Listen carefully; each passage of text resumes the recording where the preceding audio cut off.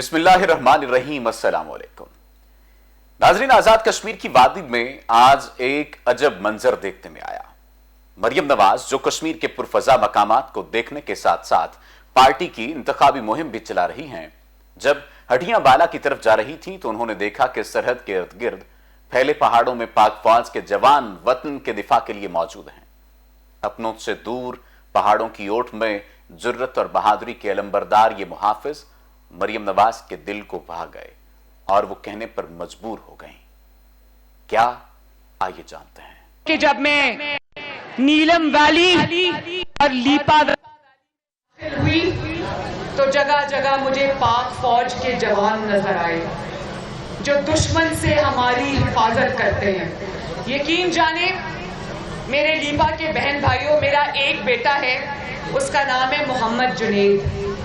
मुझे हर उस बच्चे में जो पाक फौज की वर्दी पहनकर खड़ा था, घर वालों से दूर, क्योंकि यहाँ फोन के सिग्नल्स तो आते नहीं, तो अपने घर वालों से कट के खड़ा था, वतन की हिफाजत के लिए खड़ा था। मुझे उन बच्चों पर जो वर्दी में मलबूस थे पाक फौज के जवान, मुझे उन पर बहुत प्यार आया। मैंने भी उनको सलाम किया और उनकी अक्सरियत ने सलूट किया, तो मुझे वो जो एक इंस्टेंट कनेक्शन होता है वो मेरा बना उनके साथ। तो मुझे ये भी ख्याल आया, ये अपने घरों से दूर यहाँ पर पहरे दे रहे हैं, हमारी हिफाजत कर रहे हैं, लेकिन इमरान खान की नालायकी, नाअहली और जो महंगाई का तूफान आया हुआ है पाकिस्तान में, इनके घर वाले भी कितने उससे अफेक्ट हुए होंगे। मुझे तकलीफ है इस बात की कि यहाँ पर वो इतनी अपनी जान जो है वो हथेली पर रखकर ड्यूटी दे रहे हैं, और जानते हो कि इनकी तनख्वाहें, इन फौजी भाइयों की तनख्वाहें, बेटों की तनख्वाहें आखिरी बार कब बढ़ी थी? नवाज शरीफ के दौर में। टेलन न्यूज स्पेशल के साथ मैं हूं सफ्तर अली। नाज़रीन, पाक फौज हमारा कौमी वकार है, इनकी कुर्बानियों का इतराफ करना हमारा कौमी फरीजा है। मरियम नवाज ने पाक फौज के जवानों को सिर्फ खड़े हुए देखा तो वो उनके हिम्मत की एहसानमंद हो गईं। काश वो इन्हें महाज पर लड़ते और शहीद होते देख लेती तो कभी भी हमारे वतन के वकार, हमारी सरहदों के मुहाफिज इदारे के खिलाफ एक जुमला कहना तो दूर, इस बारे सोचती भी नहीं। खैर, बात कर लेते हैं कश्मीर में होने वाले इंतखाबी मार्के की, जहां बिलावल मरियम और कप्तान के वजीर इंतखाबी मार्के की क़यादत कर रहे हैं। कश्मीर इलेक्शन और इसके नतायज से सियासी सतह पर क्या सूरत हाल बनती है, इस हवाले से हमारे साथ टेलीफोन लाइन पर मौजूद हैं सीनियर तज्जियाकार नासिर शिराजी साहब। शिराजी साहब, बहुत शुक्रिया आपके वक्त का। कहिएगा, आजाद कश्मीर में इलेक्शन की गहमा गहमी मची हुई है, सवाल यह है कि इसके नतायज क्या देख रहे हैं आप, और ये नतायज मुल्की सियासी सूरत हाल पर किस तरह से असरअंदाज होंगे? जी, माजी की अगर हम नजीर उठा के देखें तो नजर ये आता है कि आजाद कश्मीर में वो ग्रुप डोमिनेट करता है जो मरकज यानी इस्लामाबाद में, पाकिस्तान में इख्तिदार में होता है। मेरी मुराद ये है कि इस वक्त पाकिस्तान तहरीक इंसाफ इख्तिदार में है, तो इसको वहां पे थोड़ा सा एज हासिल है। और एक एडवांटेज और है जो अपोजिशन के मुंतशिर होने की वजह से है। हमने गिलगित बिल्तिस्तान के इलेक्शन में जो कुछ देखा वही हम यहाँ देख रहे हैं कि दो बड़ी सियासी जमातें, पाकिस्तान मुस्लिम लीग नून और पाकिस्तान पीपल्स पार्टी, दोनों एक दूसरे के साथ मुतहारिब हैं, और इनके डिवाइड का जो फर्क होगा, जो उसका एडवांटेज मिलेगा, वो तहरीक इंसाफ को मिलेगा। नून लीग वहाँ पे ऑलरेडी उसकी पोजीशन आजाद कश्मीर में बहुत अच्छी है, लेकिन अब सूरत हाल मुख्तलिफ है। फेडरल गवर्नमेंट को सहूलतें हासिल होती हैं वो अपोजिशन की जमातों को नहीं होती। नून लीग इस वक्त अपोजिशन में है।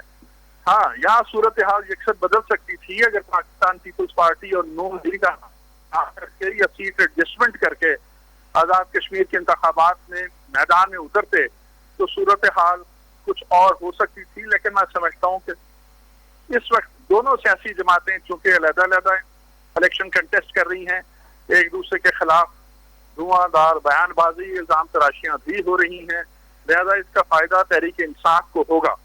یا تحریک انصاف سے ایفیلیٹڈ جو لوگ ہیں آزاد کشمیر کے الیکشن میں جو کنٹیسٹ کر رہے ہیں ان کو یہ فائدہ پہنچے گا. اس کے علاوہ مجھے کوئی اور صورت نظر نہیں آتی.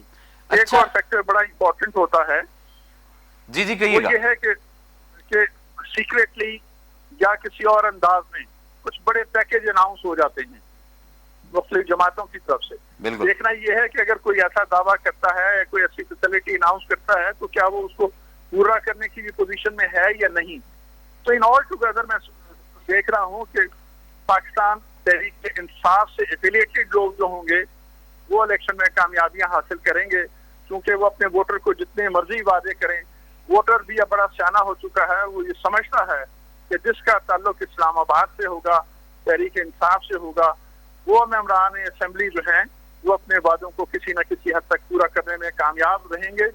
وہ حکومت بنا سکیں یا نہ بنا سکیں یہ ایک علیحدہ معاملہ ہے, لیکن جو لوگ جیتیں گے اور ان کے ساتھ شیرازی صاحب اسی بات پر آپ کی توجہ ایک اور معاملے پر بھی دلانا چاہتا ہوں. یعنی ہم نے یہ دیکھا ہے پاکستان تحریک انصاف کی ضمنی الیکشنز میں کارکردگی کوئی متاثر کن نہیں رہی ہے, حالانکہ وہاں کے لوگ جانتے تھے کہ اس وقت جو حکمران جماعت ہے وہ پاکستان تحریک انصاف ہے. کیا ہم ایسا کوئی موازنہ پیش کر سکتے ہیں کشمیر کے الیکشن میں اور پاکستان میں ہونے والے دیگر جو ضمنی الیکشن ہیں جہاں پر پاکستان تحریک انصاف کو شکست ہوئی؟ جی یہ امپورٹنٹ فیکٹر ہے, لیکن آزاد کشمیر کے انتخاب میں چیزیں ذرا مختلف ہوتی ہیں.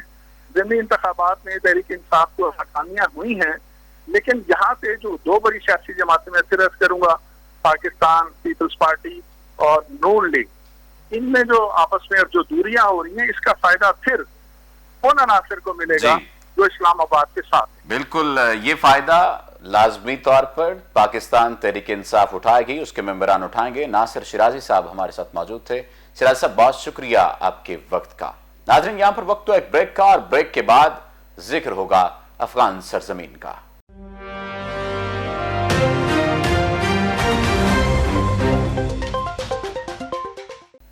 Welcome back. ناظرین افغانستان کی سرزمین پر جو منظر بنتا جا رہا ہے, نیٹو سمیت امریکہ کی فوجیں پہاڑوں کے دامن سے نکل چکی ہیں اور میدان میں افغان ایک دوسرے کے خلاف فیصلہ کن جنگ کے لیے تیار ہیں. ہم نہ کہتے تھے کہ ایسا ہوگا.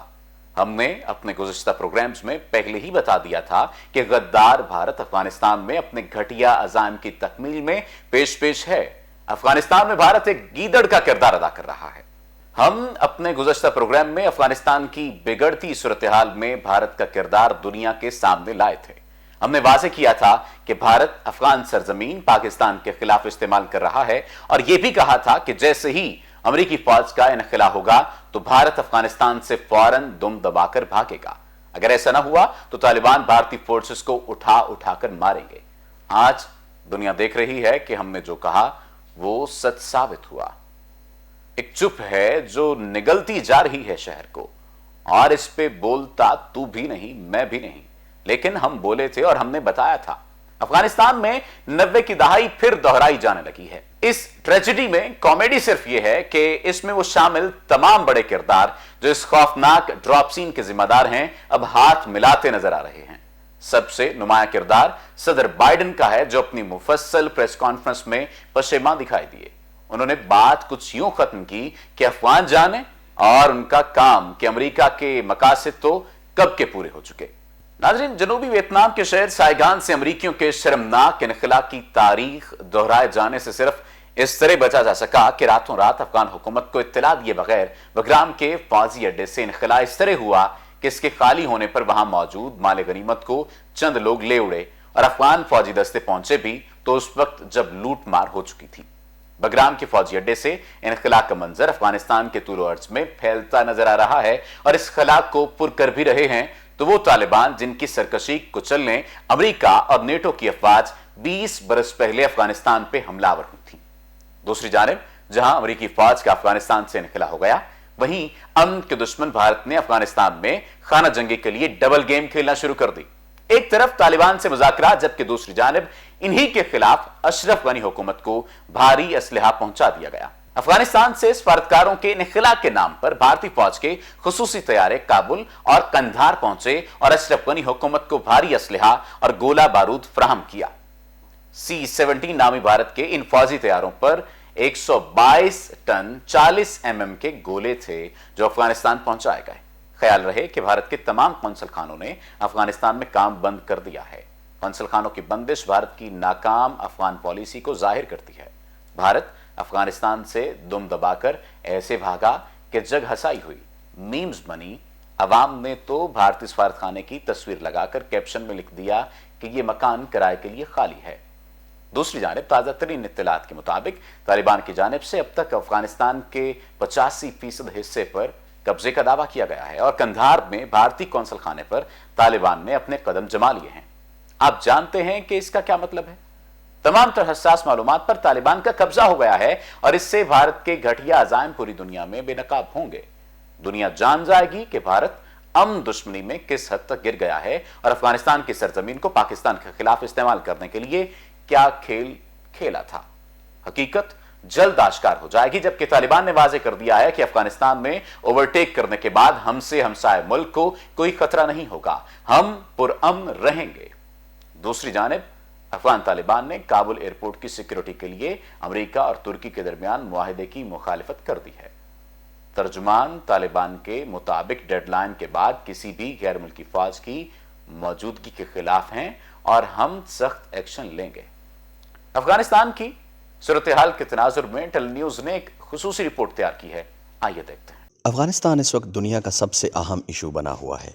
क्या होने जा रहा है, क्या हो रहा है, सब कुछ अब, कब, कैसे होगा, ये वो सवालात हैं जो हर उस शख्स के जहन में गूंज रहे हैं जो जरा सा भी बैनुल-अक़वामी उमूर पर नजर रखता है। बहुत तेजी और जल्दी में होने वाला इनखला बिल आखिर सितंबर के महीने तक मुकम्मल हो जाएगा, लेकिन असल सवाल ये उभरता है कि इसके बाद क्या होगा। तालिबान दोबारा से अफगानिस्तान पर कब्जा करते नजर आ रहे हैं। तकरीबन 60% हिस्से पर कुली और जुज़वी तालिबान का कब्जा हो गया है। हजारों की तादाद में अफगान फौजी मोर्चे और महाज छोड़कर ताजिकिस्तान, ईरान और दूसरे ममालिक में भाग रहे हैं या फिर तालिबान के साथ मिलने की रिपोर्ट्स भी आ रही हैं।